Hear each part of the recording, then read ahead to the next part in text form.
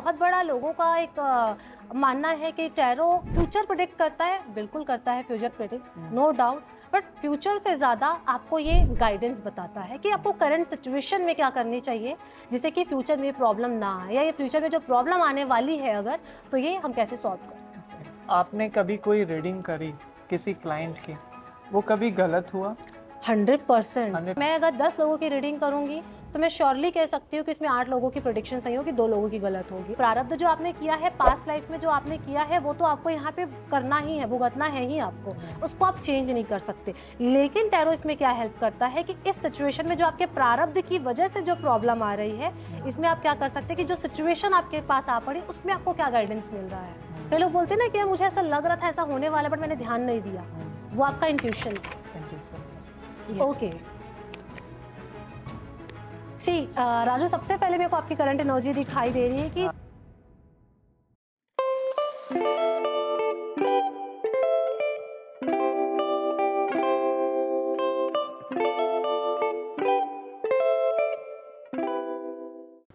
आज के एपिसोड में हमारे साथ हैं Tripti Tiwari ma'am. She is astrologer and a tarot card reader. इन्होंने 17,000 से भी ज़्यादा क्लाइंट्स के साथ काम किया है एस्ट्रोलॉजी में और टैरो कार्ड रीडिंग में। इनका एक्सपीरियंस 7 साल से ज़्यादा है एस्ट्रोलॉजी में और टैरो कार्ड रीडिंग में। आज के एपिसोड से मैं और आप बहुत कुछ सीख कर जाने वाले हैं, तो मेक श्योर करें कि आप अपना पेन एंड नोटबुक लेकर इस पॉडकास्ट को बहुत ही अच्छे से लास्ट तक एंजॉय करें। And as usual THS brings something new, something special and something different through a 101 podcast in this YouTube channel। और अगर आज के इस एपिसोड में आपके माइंडसेट में थोड़ी सी भी चेंज आई हो, तो मेक श्योर कि आप लोग इस चैनल को सब्सक्राइब करें और इस पॉडकास्ट को बहुत ही मज़े से लास्ट तक एंजॉय करें। तो वेलकम करते हैं आज के इस एपिसोड में तृप्ति तिवारी मैम का। बहुत बहुत स्वागत है मैम दी हसलर शो पे। Thank you so much. I am good, how are you?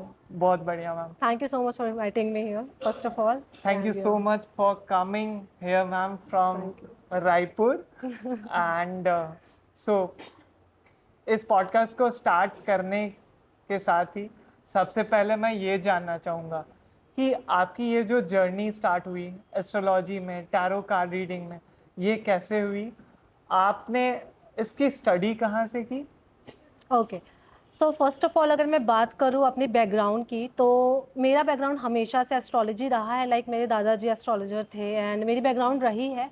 But yes, मैं एस्ट्रोलॉजी में नहीं थी, मैं तो एक मेडिकल स्टूडेंट थी। पर मेरी जर्नी ऐसे स्टार्ट हुई कि मैं एक, अगर मैं स्टोरी बताऊँ आपको, तो मैं मेडिकल स्टूडेंट रही हूँ। तो एक मेरे सर हुआ करते थे, वो साइकोलॉजिस्ट थे, बहुत अच्छे साइकेट्रिस्ट थे। तो उन्होंने रेकी हीलिंग के थ्रू ना बच्चों को वो ठीक करते थे।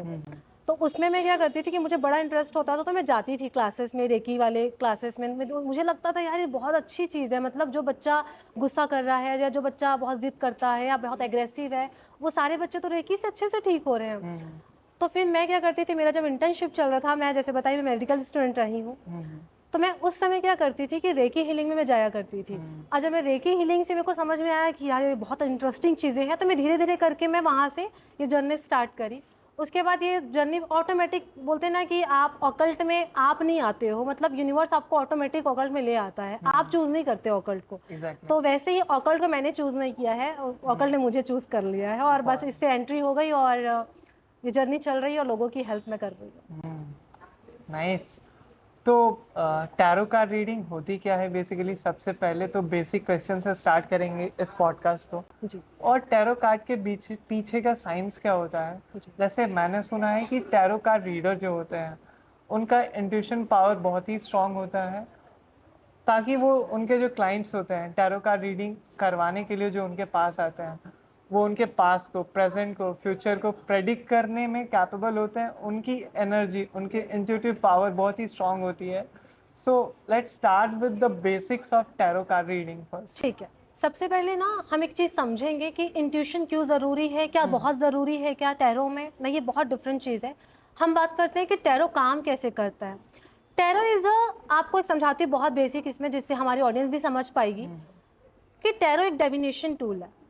मतलब कि ईश्वर से कनेक्ट करने की एक टूल हम कहते हैं, या यूनिवर्स से कनेक्ट करने की एक टूल, ठीक है। जैसे एक डॉक्टर होता है तो उसको आप बीपी चेक करने बोलेंगे तो उसको टूल की ज़रूरत होगी, राइट। अगर डॉक्टर आपको बीपी चेक करना, वो ऊपर से देख के आपको बता तो देगा कि देखो शायद इसको बीपी की प्रॉब्लम है, लेकिन एक्यूरेट जानना है कि कितना है बीपी, या कम है या ज़्यादा है, उसके लिए इसको टूल की ज़रूरत पड़ेगी। सेम वैसे ही क्या होता है कि टैरो में आपको एक टूल है, हमारा एक टैरो डिविनेशनल टूल दे दिया गया। अब लोग इससे भगवान से इससे कनेक्ट कर रहे हैं, ये आई डोंट नो लोग कैसे कनेक्ट कर रहे हैं, बट एक्चुअल में क्या ये एक टूल होता है जिससे कि हम क्या करते हैं, यूनिवर्स से कनेक्ट करते हैं। यूनिवर्स से कनेक्ट करके हम सामने वाले की प्रॉब्लम को सॉल्व करने की कोशिश करते हैं, और उसके आने वाले फ्यूचर के बारे में हम बात करें, या जो सिचुएशन अभी चल रही है, या किसी दो परिस्थितियों में उलझ रहा है, तो कौन से डायरेक्शन में उसको जानी चाहिए, इसके लिए हम उसको रास्ता दिखाते हैं। ओके, तो ये था कि इंट्यूशन पावर, या फिर जो आपके पास क्लाइंट्स आते हैं किसी टैरो कार्ड रीडिंग करवाने के लिए, जी। तो उनके बारे में। बट टैरो कार्ड्स जैसा कि मुझे पता है, एक 78 कार्ड्स होते हैं एक डेक में। जी। तो थोड़ा सा आप इसको क्लासिफाई करें डिटेल में कि आप लोग की मेथडोलॉजी क्या होती है टैरो कार्ड रीडिंग करवाने के लिए। ठीक है, सबसे पहले हमको एक चीज़ समझना पड़ेगा कि एस्ट्रोलॉजी और आपका टैरो कार्डिंग दो अलग चीज़ है। बहुत लोग इस चीज़ को मर्ज कर देते हैं, सोचते हैं कि एस्ट्रोलॉजी वैदिक है, एस्ट्रोलॉजी आपका टैरो है। नहीं, ये बहुत दोनों अलग चीज़ है।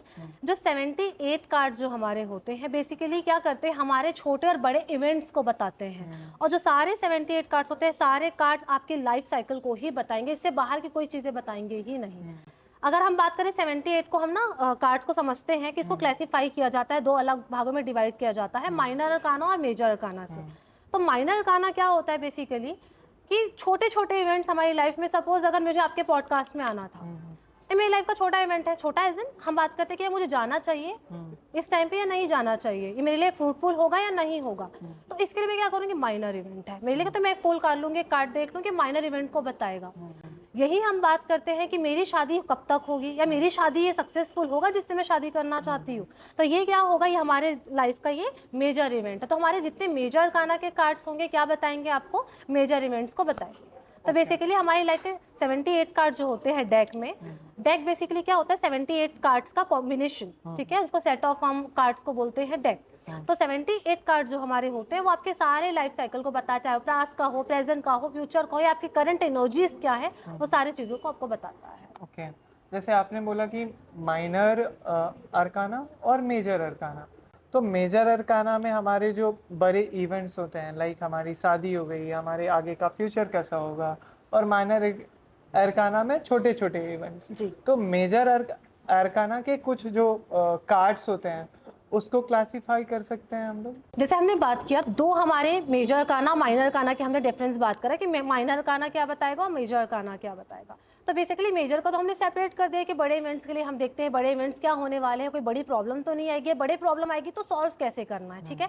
तो वैसे ही माइनर अरकाना में हम 4 सूट्स देखते हैं। 4 सूट्स में क्या होता है, 4 साइन हम देखते हैं।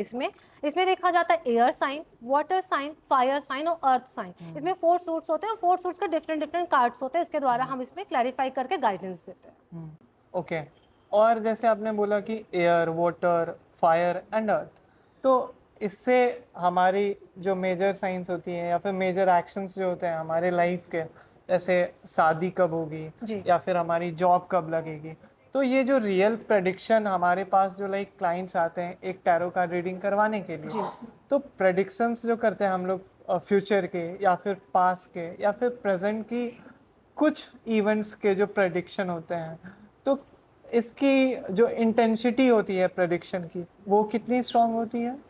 सबसे पहले लोगों का बहुत बड़ा मिथ है कि 100% किसी भी ऑकल्ट साइंस में 100% प्रेडिक्शन नहीं होती है। अगर वो कहता है कि मेरी प्रेडिक्शन 100% है, कोई भी एस्ट्रोलॉजर कहता है, तो या तो वो भगवान का रूप होंगे शायद, तो इसलिए कहते हैं, पर 100% प्रेडिक्शन नहीं होती है।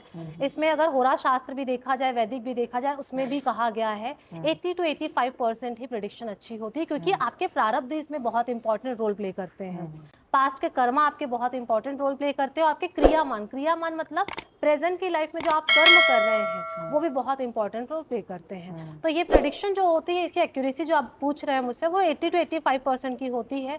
तो ये कहीं ना कहीं से आप किसी भी ऑकल्ट साइंस में आप देखेंगे, चाहे टैरो में देखें, न्यूमरोलॉजी में देखें, आप होरा शास्त्र देखें, सामुद्रिक शास्त्र किसी में देखेंगे, तो 80 to 85% की होती है। स्पेशली हम बात करते हैं कि टैरो में कितनी होती है, सेम उतना ही होता है। अब देखो इससे क्या होता है कि ये करंट बेस्ड एनर्जी होती है। टैरो जो होती है करंट बेस्ड एनर्जी पे काम करता है, ठीक है। कि सपोज देखो प्रारब्ध जो आपने किया है पास्ट लाइफ में, जो आपने किया है वो तो आपको यहाँ पे करना ही है, भुगतना है ही आपको, उसको आप चेंज नहीं कर सकते। लेकिन टैरो इसमें क्या हेल्प करता है कि इस सिचुएशन में जो आपके प्रारब्ध की वजह से जो प्रॉब्लम आ रही है, इसमें आप क्या कर सकते हैं कि जो सिचुएशन आपके पास आ पड़ी उसमें आपको क्या गाइडेंस मिल रहा है। कि सपोज अगर मैंने एग्जाम दिया है, मैं बार बार एग्जाम देती हूँ, मेरा बार बार एग्जाम देने की वजह से फेलियर हो रहा है मुझे, तो क्या कोई ऐसा चीज है जो मुझे रोक रहा है ना। तो मुझे गाइडेंस लेने की, तब टैरो क्या करता है, आपको गाइडेंस देता है कि किस वजह से ऐसा हो रहा है और क्या करना चाहिए कि जिससे कि आपको इस एग्जाम में आप पास हो सकते हैं। तो basically it's a guidance tool. बहुत बड़ा लोगों का एक मानना है कि टैरो फ्यूचर प्रेडिक्ट करता है, बिल्कुल करता है future predict, no doubt, but future से ज़्यादा आपको ये गाइडेंस बताता है कि आपको करंट सिचुएशन में क्या करनी चाहिए जिससे कि फ्यूचर में प्रॉब्लम ना आए, या ये फ्यूचर में जो प्रॉब्लम आने वाली है अगर, तो ये हम कैसे सॉल्व कर सकते हैं। आपने बोला अभी इंट्यूशन पावर, तो आप जब अपने इंट्यूशन के पावर के बारे में सोचते हो as a tarot card reader, तो आपको क्या फील होता है?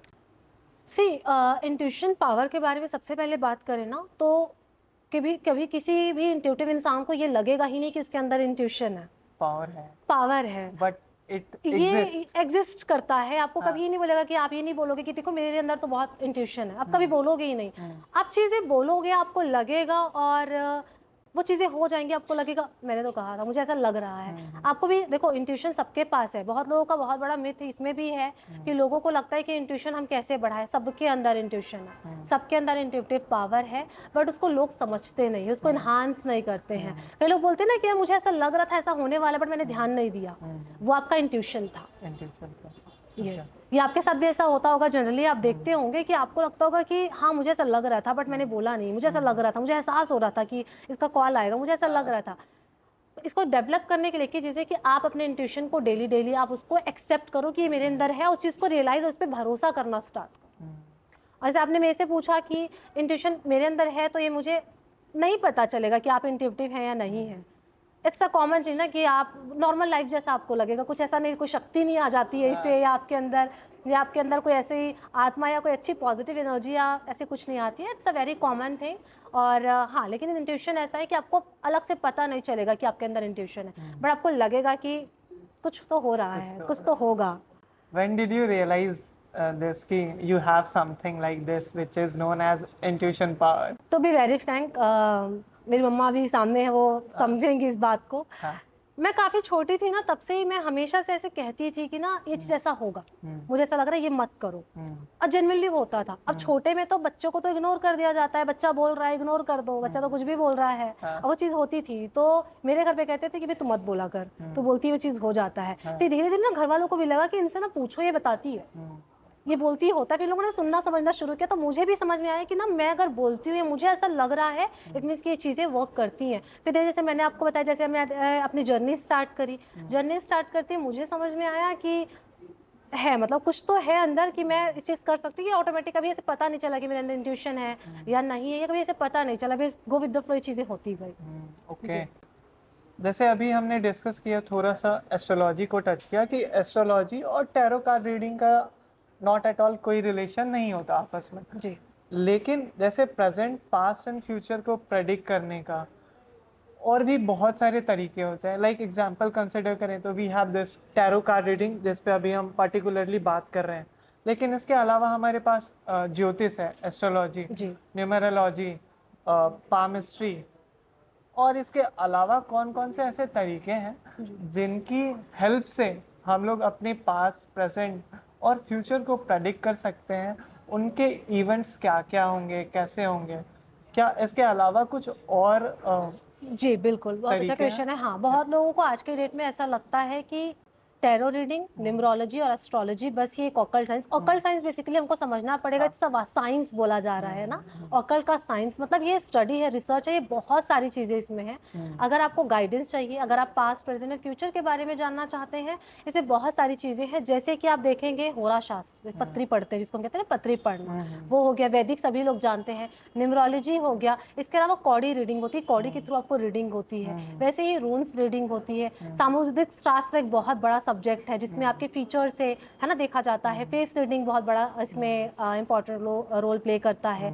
इसके अलावा आपका बहुत सारे इसमें ऑकल्ट साइंस है, वास्ट सब्जेक्ट, बहुत सारे चीज़ें हैं इसमें, और it's a branch, different different branch है। सारी चीज़ों में एक ही कॉमन चीज़ है कि आपको आपके एनर्जी के बेस में या सारे आपके प्रारब्ध के बेस में सारी चीज़ें आपके क्रियामान जो आपके प्रेजेंट लाइफ में आप कर रहे हैं उसके बेस में आपको पास्ट प्रेजेंट एंड फ्यूचर की प्रेडिक्शन की जाती है। ओके, क्या as a tarot card reader आपने कभी कोई रीडिंग करी किसी क्लाइंट की, वो कभी गलत हुआ? 100%। 100%? बिल्कुल, क्यों नहीं हो सकता है, ओके। बिल्कुल हो सकता है। अगर कोई ये कहता है, अगेन मैं कहूँगी, अगर कोई एस्ट्रोलॉजर ये कहता है कि मेरी 100% रीडिंग प्रेडिक्शन जो होती है वो एक्यूरेट होती है, तो मैं कहूँगी आप भगवान हैं। ओके।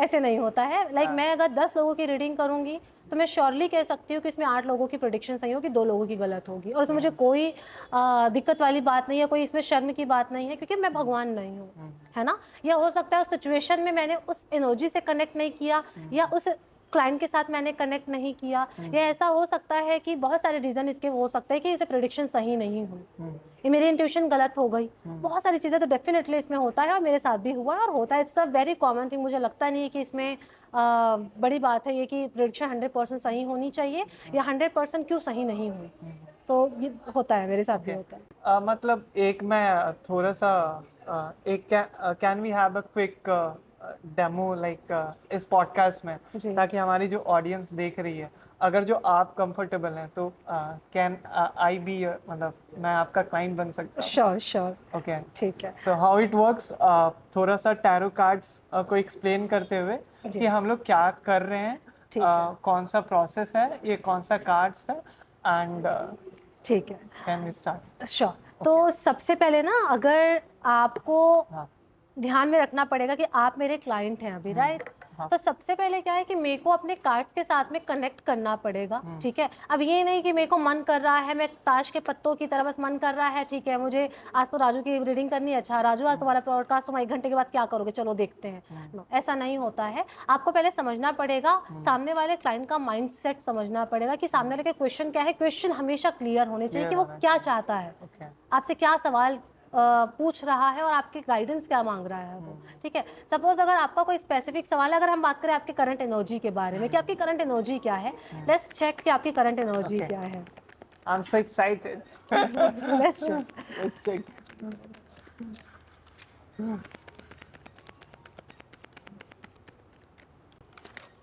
ओके, सी राजू, सबसे पहले मेरे को आपकी करंट एनर्जी दिखाई दे रही है कि सब मैं आप देख पा रही हूँ कि आप किसी एक चीज़ पे बहुत ज़्यादा फोकस्ड हैं, किसी चीज़ पे आप बहुत ज़्यादा काफ़ी टाइम से मेहनत कर रहे हैं, चीज़ों को 2 सिचुएशन में कहीं पे बैलेंस बनाने की काफ़ी ज़्यादा कोशिश कर रहे हैं, बट एक्शन नहीं ले पा रहे हैं। किसी चीज़ की प्लानिंग बहुत ज़्यादा कर रहे हैं आप, ठीक है। कोई ना कोई प्लानिंग आपके दिमाग में चल रही है, बट उसका एग्जीक्यूशन नहीं हो पा रहा है, आप एग्जीक्यूट नहीं कर पा रहे हैं। अच्छा, इसके अलावा एक चीज़ और बोलूँगी कि आपके दिमाग में ना कोई एक थॉट है जो बार बार फ्लक्चुएट करता है, कोई स्पेसिफिक चीज़ है। एज पर करंट एनर्जी में देख पा रही हूँ कि आपके कोई एक स्पेसिफिक चीज़ है जिसको ना आप बार बार सोचते हो, फिर सोचते कि मैं एक्शन लूँ क्या, फिर आप रुक जाते हो, फिर कुछ ना कुछ प्लान करते हो सेम स्पेसिफिक थिंग पे, फिर आपस से रुक जा रहे हो। तो कहीं ना कहीं आप डाइसी हुए पड़े हो किसी एक सिचुएशन में, किसी एक थॉट के साथ में। तो ये आपकी करंट एनर्जी एज पर अभी मुझे दिखाई दे रही है। पर अगेन मैं कहूँगी, सपोज हमने अभी पॉडकास्ट में बैठे हुए, तो मैंने एक रैंडम एनर्जीज के साथ चेक किया है। टैरो रीडिंग कभी भी ऐसे नहीं होता, आपको हमेशा एक डिवाइन से कनेक्ट करना पड़ता है, एनर्जी पे मेंटेन करनी पड़ती है। मुझे आपके साथ कनेक्ट करना पड़ेगा, आपकी एनर्जी के साथ कनेक्ट करना पड़ेगा, उसके बाद हम प्रेडिक्शन करेंगे। बट एज फॉर मतलब आपने जो बताया, मैं रिलेट कर पा रहा हूँ दोनों चीज़ों से, and that is like 100% correct. Thank you so much. तो क्या आपको कभी टैरो कार्ड्स की एनर्जी से नेगेटिव एनर्जी का फील हुआ है? और अगर जो ऐसा हुआ है किसी क्लाइंट के टैरो कार्ड रीडिंग करने के बाद, तो आप उन्हें पर्टिकुलरली क्या सजेस्ट करते हो? लाइक बहुत सारे ऐसे क्लाइंट्स होते हैं इस फील्ड में जिनको आप बहुत ही ज़्यादा रियलिटी वाली चीज़ें बता दोगे तो ही वो डाइजेस्ट नहीं कर पाते, तो ऐसे सिचुएशन में आप क्या स्ट्रैटेजी फॉलो करते हो? अच्छा, सबसे पहले अगर आपने ये पूछा है कि क्या मुझे कोई नेगेटिव एनर्जी ऐसी फ़ील होती है या कभी ऐसी हुई तो मैं क्या करती हूँ? मुझे ऐसा कोई नेगेटिव एनर्जी फ़ील नहीं हुई है, बट क्या होता है सम टाइम सामने वाला जो पर्सन है, जो क्लाइंट है हमारा बेसिकली, वो इतना ज़्यादा स्ट्रेस में होता है या इतनी सारी बर्डन उसके लाइफ में होती है, तो उसकी एनर्जी को हम कनेक्ट करते हैं, ठीक है? और टैरो के थ्रू कनेक्ट करते हैं, बीइंग अ हीलर उस चीज़ को हम कनेक्ट करते हैं। तो कभी-कभी ड्रेन होना कहते हैं ना जिसको, कि आपको ऐसा लग रहा है कि अच्छा नहीं लग रहा, बस थोड़ा अच्छा नहीं लग रहा, उस केस में मैं क्या करती हूँ basically, I am a healer, तो मैं अपने आप को हील कर लेती हूँ और ऐसा कोई मेजर कोई मैं एनर्जी, नेगेटिव एनर्जी मैं कभी फ़ील नहीं करी हूँ। ओके, तो यहाँ से मैं ये कनेक्ट कर पा रहा हूँ कि जैसे सपोज आपकी जो क्लाइंट है उसकी नेगेटिव एनर्जी वो थोड़ी सी कुछ ना कुछ तो ट्रांसफर होती है, करती है। बिल्कुल करती है। तो आपको एक चीज़ समझाती हूँ, तो हाँ, छोटा-सा एग्ज़ाम्पल दूँगी, हम इसमें बहुत ज़्यादा इसका हम नहीं समझेंगे, अगर बहुत बेसिक समझाती हूँ। हाँ, अगर आपका कोई पर्सन, कोई भी आपका दोस्त है या कोई भी ऐसा इंसान आपको आके अपने दुःख की बात बता रहा है और आपको ऑटोमेटिक वो एनर्जी आपको ड्रेन करने लगेगी। आप हो सकता है इमोशनल हो जाएँ, आप उसको जानते भी नहीं हैं, है ना? इससे एक और एग्ज़ाम्पल देती हूँ आपको कि कहीं पे कोई डीजे बज रहा है और आपको पता ही नहीं किसकी शादी हो रही है। हाँ, आपको ऑटोमेटिक लगेगा वाओ! डीजे अच्छा लग रहा है, डांस करने का मन कर रहा है, लाइक आपके पैर थिरकेंगे। वहीं पे आपका नोन कोई भी पर्सन, आपको पता चलता है कि उसके घर में कुछ हो गया है या फ्यूनरल चल रहा है या मिस हैपनिंग है, आपको ऑटोमेटिक वो एनर्जी ड्रेन करेगी, आपको ऑटोमेटिक वो एनर्जी, आप उस एनर्जी में जाते हैं। क्यों? क्योंकि इस एनर्जी के कहीं न कहीं हमारा जो बॉडी, हमारा जो ऑरा है, किससे कनेक्ट करता है, सारा कुछ energy, all about energy, it's all about energy. तो एनर्जी ही और कुछ भी नहीं है, तो कहीं न कहीं जब सामने वाला आपको कुछ नेगेटिव चीज़ बताता है, तब ऑटोमेटिक ड्रेन करते हैं, it's a very common thing. हाँ, बट मैंने कभी कोई नेगेटिव चीज़ें ऐसे मेजर कुछ नहीं देखा है। ओके। तो जैसे टैरो कार्ड रीडर जो होते हैं उनका एक अलग इंट्यूशन होता है, बट जो टैरो कार्ड्स होते हैं हुँ। उसका भी कोई इंट्यूशन होता है या उसका भी कोई पावर होता है? और अगर जो कोई नेगेटिव एनर्जी आपने बोला ड्रेन करते हैं, तो उस नेगेटिव एनर्जी से exactly we as a human being, आप as a tarot card reader आप कुछ मेथड को फॉलो करके हील कर लेते हो खुद को या फिर नेगेटिव बिल्कुल, एनर्जीज को वॉश आउट कर देते हो? बिल्कुल। बट हम लोग कार्ड्स के लिए कुछ स्ट्रैटेजी फॉलो करते हैं हाँ, उसको बिल्कुल। एनर्जाइज करने के लिए या बिल्कुल फिर करते क्लेंस हैं। करने। Yes, very good question. देखो, सबसे पहले ये है कि हम जब सामने को टूल हाँ, है ना? अब जैसे हम एक बात करते हैं, कोविड की बात कर लेते हाँ, हैं, है ना? तो क्या होता था कि कोविड में कोई एक डॉक्टर या कोई भी पर्सन, पर्सन टू पर्सन क्या करता था वो? हुँ, फैलता था। हाँ, यही हाँ, था ना हाँ, कि जहाँ पे वायरस होता था, वैसे ही क्या हम किसी एनर्जी के साथ कनेक्ट, वो टूल है।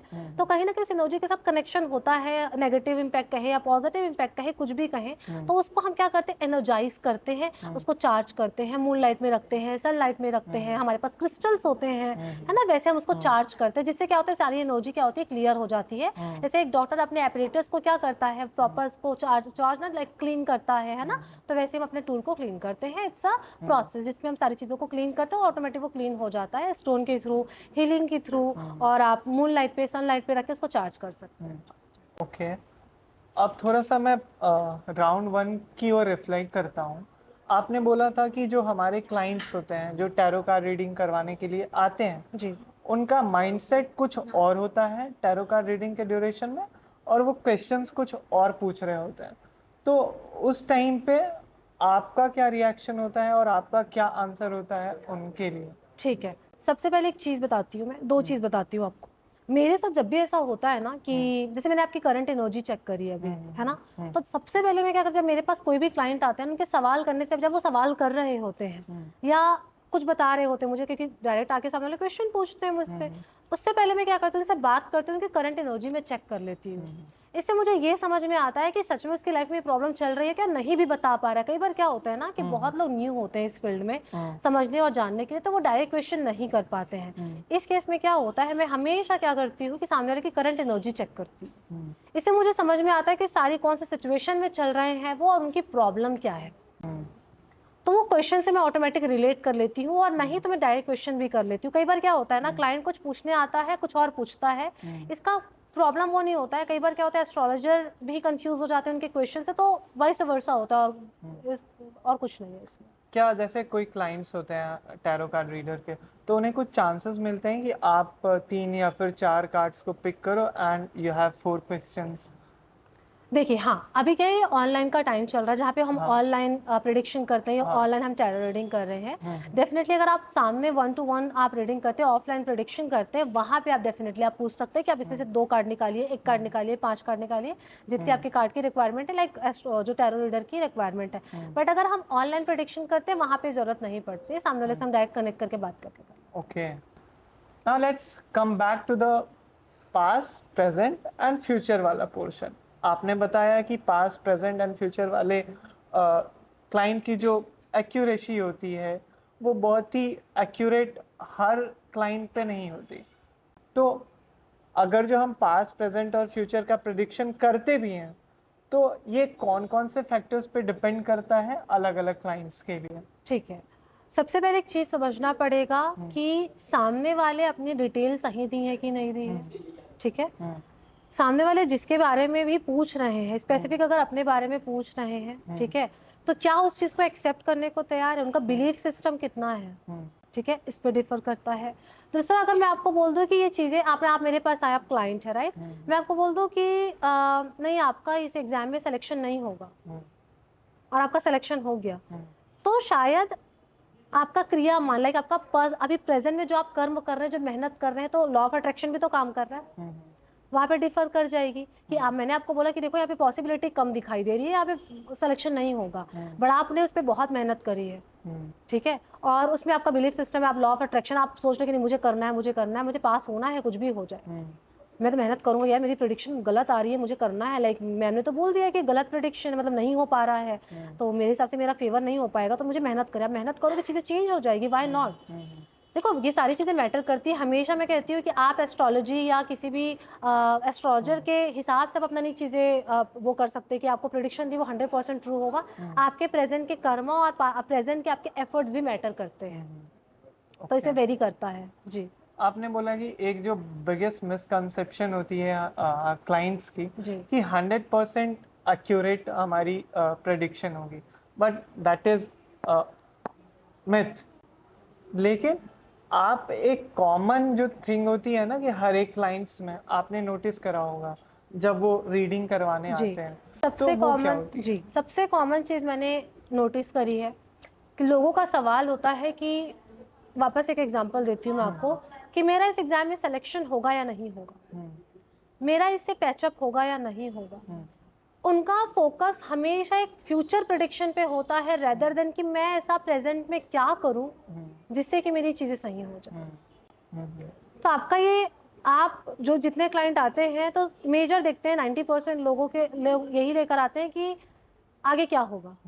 लोग इस पे काम नहीं करना चाहते हैं कि मैं ऐसा क्या करूं जिससे चीज़ें सही हो जाए, गाइडेंस के लिए इस्तेमाल नहीं कर रहे हैं।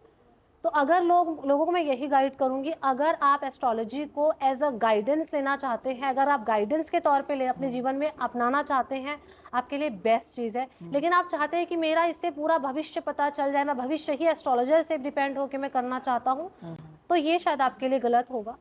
आप उसको एज अ गाइडेंस इस्तेमाल करें कि मेरे को ये एग्ज़ाम देना है, ये शादी मेरी अच्छी नहीं चल रही है, रेदर देन आप ये पूछो कि इससे मेरी शादी अच्छी नहीं चल रही है, अब आगे चलेगी या नहीं चलेगी।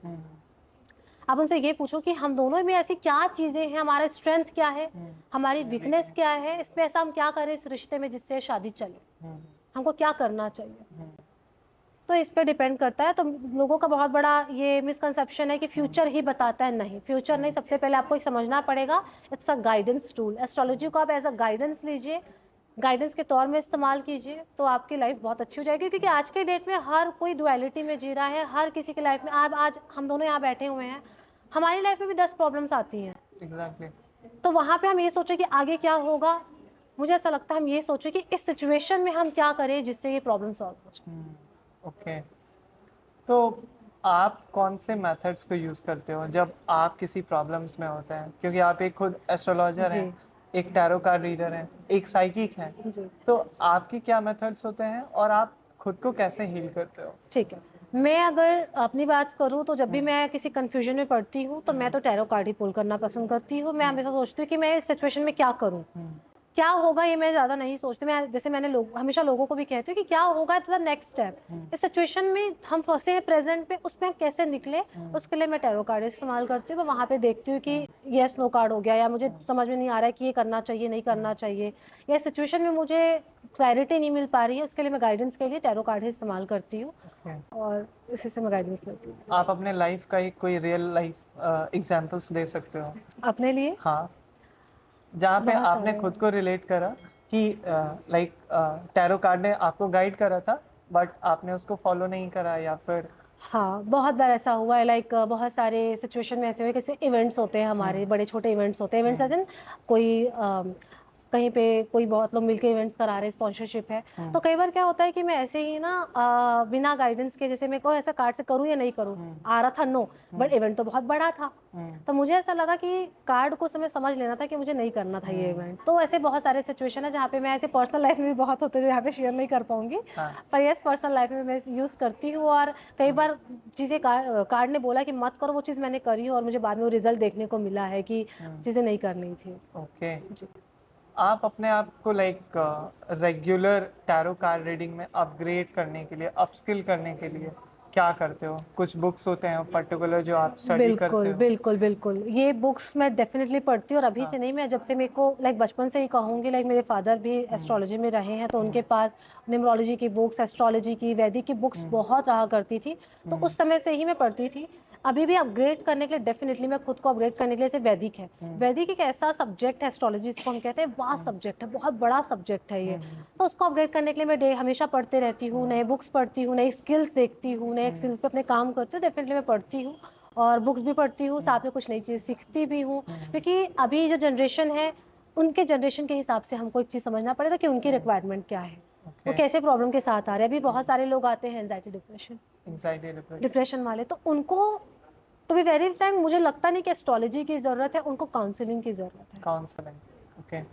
तो वहाँ पे मुझे ऐसा लगता है कि यहाँ पे सारी एस्ट्रोलॉजी साइड में होती है, उनके लिए मुझे पढ़ना पड़ता है कि आज के इनके बच्चे जो है क्या समझ रहे, क्या चाह रहे हैं उससे, उसके लिए मुझे काउंसलिंग की ज़रूरत पड़ती है। उसकी मैं बुक्स पढ़ती हूँ, साइकोलॉजी की बुक्स पढ़ती हूँ, जिससे मुझे समझ में आए क्या क्या बिहेवियर पैटर्न है, बहुत सारी चीज़ें। तो यस डेफिनेटली मैं इसको डेवलप करने के लिए पढ़ते भी रहती हूँ और स्किल्स पे मैं सीखती भी ओके, रहती like as a mental health counsellor. हूँ। जी ओके।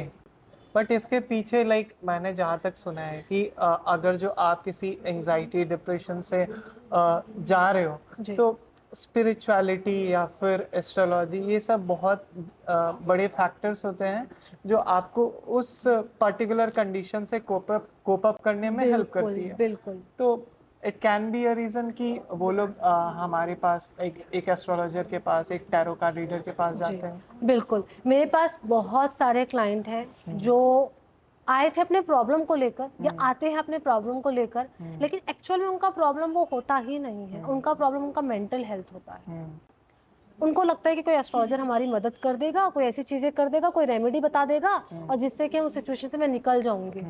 एक्चुअल में वो प्रॉब्लम ही नहीं होता, उसको एक कोई फियर, कोई एंजाइटी उसको होल्ड करके पकड़ के रखी होती है, जिससे वो निकल नहीं पाते हैं। उसमें मैं ये ऐसा हेल्प कर पाती हूँ कि ब्रीदिंग एक्सरसाइज, मेडिटेशन, हीलिंग, इससे होता क्या है, सामने वाला खुद से ही, मैं उनको बोलती हूँ कि आप ब्रीदिंग एक्सरसाइज करो, XYZ मैं थेरेपी उनको देती हूँ, या हम उनको गाइड करते हैं, मैं उनको गाइड करती हूँ कि आप ये सारी चीज़ें करो, ऑटोमेटिक आपको रिलीफ मिलना स्टार्ट होगा। तो डेफिनेटली स्पिरिचुअलिटी और ऑकल्ट साइंस या एस्ट्रोलॉजी इसमें डेफिनेटली हेल्प करती है। अगेन मैं कहूँगी ना, आप इसको एज अ गाइडेंस इस्तेमाल करेंगे तो आपकी लाइफ बहुत अच्छी हो जाएगी, रेदर देन आप इसके फ्यूचर में क्या होगा इस पे इस्तेमाल करें। प्रेजेंट में आप मेंटल, आपकी हेल्थ अच्छी नहीं है, आप सोच रहे हैं कि मेरा फ्यूचर कैसा होगा, मैं सही हो पाएगा कि नहीं हो पाएगा, मेरे बॉयफ्रेंड के साथ ब्रेकअप है, पैचअप होगा कि नहीं, मैं उसको लेकर एंजाइटी में हूँ। मैं ये काम करूँ कि मेरी जो एंजाइटी अभी प्रेजेंट सिचुएशन में चल रही है, जिसकी वजह से मैं अपने बॉयफ्रेंड के साथ चीज़ें सही नहीं कर पा रही हूँ, मेरा मेंटल हेल्थ ही अच्छा नहीं है, उसको सही करने के लिए मैं क्या करूँ। मैं तो फ्यूचर सोच रही हूँ कि मेरा फ्यूचर कैसा है, मेरा फ्यूचर कैसा है, मेरा फ्यूचर कैसा है उसके साथ। अब मैं क्या सोच के परेशान हो रही हूँ कि मेरा फ्यूचर कैसा है। प्रेजेंट को देखना चाहिए। प्रेजेंट को देखो, प्रेजेंट पे काम करो, प्रेजेंट पे ऐसा क्या करो जिससे सारी चीजें सही हो जाए, तो डेफिनेटली वर्क करती हैं। ओके। आप एक कॉमन मैन से अलग कैसे हो as a tarot card reader? हाँ very good question.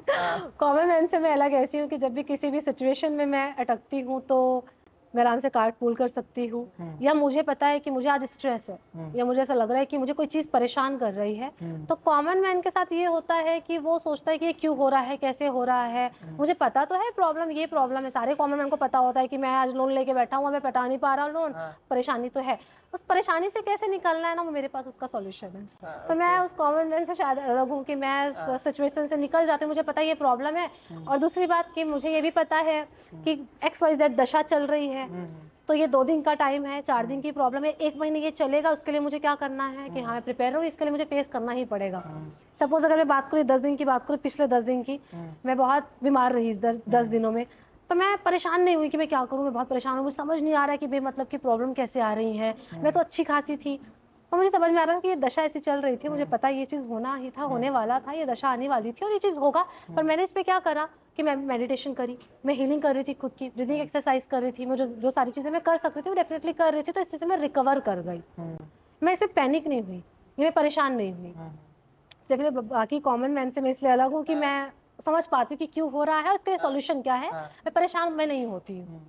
Okay, basic जो रेमेडीज होते हैं वो क्या क्या होते हैं जो कि हर किसी इंसान को फॉलो करना चाहिए? जी, सबसे पहले तो मैं रिक्वेस्ट सभी से करूँगी, सभी ऑडियंस से कहना चाहूँगी, जितने रील्स में आप रेमेडीज़ देखते हैं वो जनरल रीडिंग होती है, जनरल रेमेडीज़ होती हैं। आप ये नहीं कि रील चल रहा है, वायरल हो गया है, आप देखो और उसको फॉलो कर लो। आपको एक समझना पड़ेगा कि पैरासिटामोल आपको सूट कर रहा है तो मुझे भी सूट करेगा, ज़रूरी है क्या? Not necessary. ज़रूरी नहीं है, साइड इफ़ेक्ट भी तो हो सकता है कि नहीं चलो ठीक है पैरासिटामोल नहीं खाया, डोलो खा लेते हैं। नहीं, ऐसा नहीं होता है। आपको आप जैसे दवाई को लेके प्रिकॉशन में रहते हैं कि भाई मैं एक ऐसा कुछ खा लूँगा तो कुछ प्रॉब्लम हो जाएगा, वैसे रेमेडी के लिए आप क्यों नहीं है? तो कभी भी जनरल रेमेडी को नहीं यूज़ करना चाहिए। हमेशा आप किसी अच्छे एस्ट्रोलॉजर के पास जाएँ, उनसे बात करें, अपनी प्रॉब्लम को बताएँ कि मुझे ऐसी प्रॉब्लम है। जैसे आप डॉक्टर के पास जाते हैं, उसके बाद फिर आपको डॉक्टर प्रिस्क्राइब करता है, फिर आप डॉक्टर की मेडिसिन को आप कंटिन्यू करते हैं, वैसे ही रेमेडी को आप ऐसे लीजिए। मैं कभी भी जनरल रेमेडी प्रेफ़र नहीं करूँगी कि आप जनरल रेमेडी की तरफ जाएँ और जनरल रेमेडी पे काम करें। ओके। पर अगर आप चाहते हैं कि डेली लाइफ में ऐसा क्या करना चाहिए जिससे छोटी-मोटी जो प्रॉब्लम हमारी लाइफ की अच्छी हो जाए, हमेशा एक चीज़ कहूँगी, सनलाइट। सनलाइट पे ज़्यादा से ज़्यादा आप सनलाइट हमेशा लो, ठीक है? और दूसरा ये कि आप मेडिटेशन करो। मेडिटेशन आप नहीं कर पाते हैं, कुछ मत कीजिए। मैं एक चीज़ कहूँगी, आपके लाइफ में कितने भी स्ट्रेस है ना, सोने से पहले आप रूटीन बना लीजिए अपनी कि मैं सोने से पहले कम से कम आँख बंद करके अपनी ब्रीदिंग को 1 से लेकर 100 तक के काउंटिंग करूँ और मैं उसको ऑब्जर्व करूँ। ये आप 21 दिन आप खुद करके देखिएगा और मुझे बताइएगा, आपको लगेगा कि मेरी लाइफ में कुछ तो चेंज आया। देखो, ऐसा कोई चेंज नहीं आ जाएगा कि आप आज यहाँ बैठे हैं, कल को आप मोदी जी का इंटरव्यू लेने लगे, ऐसा रातों रात तो नहीं होगा। ये आपके कर्म पे भी डिपेंड करेगा और मेहनत पे भी करेगा, लेकिन डेफिनेटली खुद पे आप चेंजेस डेफिनेटली पाएंगे। बिल्कुल। आप अपने कर्मा से रिलेट करके अपने आप को अभी कहाँ पे देख पा रहे हो? देखो, पास्ट कर्मा तो नहीं पता है कि पता पास्ट नहीं। लाइफ में आपने क्या की है तो आज मैं इस सिचुएशन में हूँ, मुझे नहीं पता। पास्ट लाइफ का मुझे नहीं पता। मैंने कभी इसमें खोजने की भी कोशिश नहीं करी कि मैं पास्ट लाइफ में ऐसा करी थी। हाँ, पर इतना मैं समझती हूँ, जब भी मेरी लाइफ में कोई भी प्रॉब्लम आता है, हमेशा एक चीज़ मैं एक्सेप्ट करती हूँ कि कुछ ना कुछ पास्ट का रहा होगा, इसको एक्सेप्ट करना, ये होके रहेगा, इसको टाल नहीं सकते हो। हाँ, लेकिन इसे ओवरकम कैसे कर सकते हो उसका सॉल्यूशन मैं समझती हूँ। बट पास्ट लाइफ में ऐसा क्या हुआ है जिसकी वजह से मैं यहाँ हूँ, वो कभी भी पता नहीं चल सकता। लाइक मेरे को तो नहीं समझ में आता कि पास्ट लाइफ में मैं कहाँ पे देखती हूँ, क्या मुझे नहीं पता। हाँ, पर डेफिनेटली पास्ट लाइफ में मैंने ऐसी कुछ चीज़ करी जिससे मेरे को कभी कभी होता है ना कि ये प्रॉब्लम आ गई है। कई सोचते हैं ना कि यार मैंने ऐसे क्या करा है जो मेरे को, मैंने तो कभी किसी का दिल नहीं दुखाया। तो मैं सोचती हूँ कि मैंने पास्ट में दिल नहीं दुखाया, बस पास्ट लाइफ में तो कुछ किया होगा ना, प्रारब्ध तो मेरे हैं ना, तो प्रारब्ध को तो यहाँ पे भोगना है, वो तो करना है, इसको टाल नहीं सकते आप। तो वैसे ही देखती हूँ मैं, इस पर ज़्यादा फोकस, मैं बताइए ना कि मैं उस चीज़ पे फोकस ही नहीं करती। मैं हमेशा देखती हूँ कि मेरी लाइफ में अभी प्रेजेंट सिचुएशन में जो चल रहा है उसमें मैं क्या करूँ, बिल्कुल। कि मेरी लाइफ में प्रॉब्लम तो आ गई है, मैं क्या करूँ, उस पर काम नहीं ज़्यादा। ओके, सो यही था तृप्ति मैम आज का podcast. Thank you. I hope कि आपको ये पॉडकास्ट द हसलर शो पे बहुत ही पसंद आया होगा, और जो हमारी ऑडियंस है उन्हें भी टैरो कार्ड रीडिंग के बारे में बहुत सारी चीज़ें सीखने को मिली होगी। तो thank you so much again for joining us on the hustler show. Signing off, Raju Bhardwaj with Tripti ma'am.